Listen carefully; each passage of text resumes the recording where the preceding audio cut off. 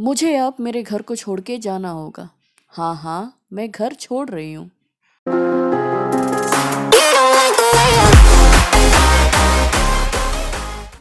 सुबह सुबह जल्दी उठने में जो आनंद आता है ना, वो मुझे कतई नहीं चाहिए भाई।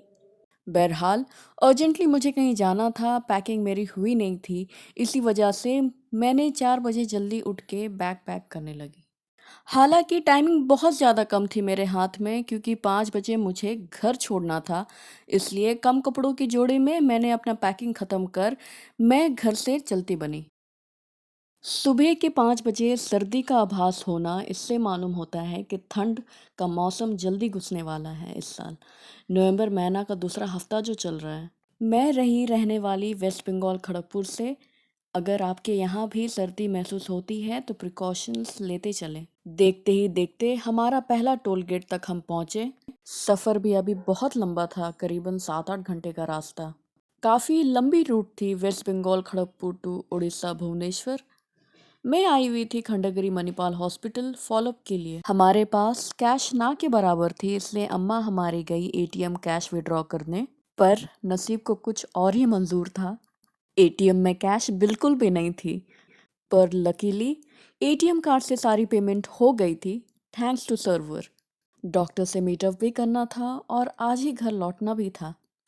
फिर से वही लंबा रास्ता और फिर से वही बाई रोड। हाय।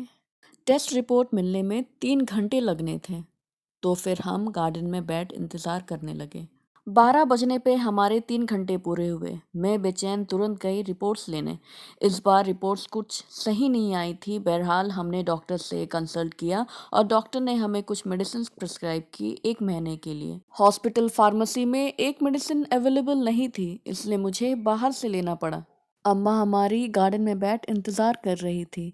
फिर हम होटल लॉट बिखरे सामान समेट कर 4 बजे बंगाल की तरफ निकल पड़े। इसका नाम तो मुझे मालूम नहीं, पर है बहुत प्यारी ना। रिसेप्शन पे पेमेंट होने के बाद गाड़ी में सामान रिलोड कर हम तो चले घर की तरफ। सफ़र के दौरान भूख बहुत ज़ोरों से लगी थी और शाम के 6 बजने को आए थे।